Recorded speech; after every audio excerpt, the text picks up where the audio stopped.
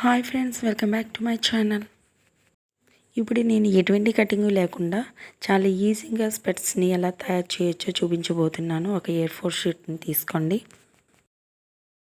నేను చూపిస్తున్న విధంగా ఫోల్డ్ చేయండి.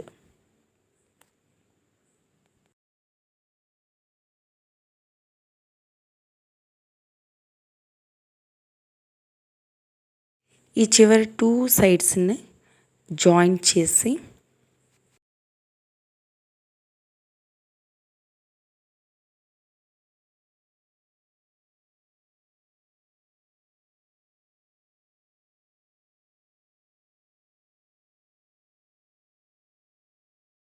ఈ విధంగా ఓపెన్ చేయండి. ఆ మిడిల్లో ఆ ఫోల్డింగ్ వచ్చిన సైడ్ ఫోల్డ్ చేయండి.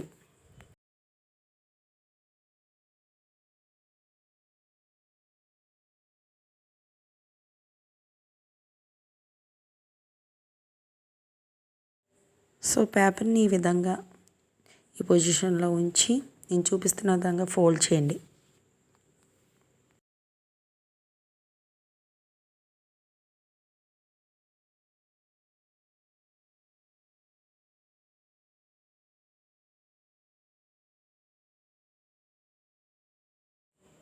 అగైన్ ఇంకొకసారి మడత వేయండి. అలానే సెకండ్ టైం కూడా వేసి 3 టైమ్స్ అలా ఫోల్డ్ చేయాలి.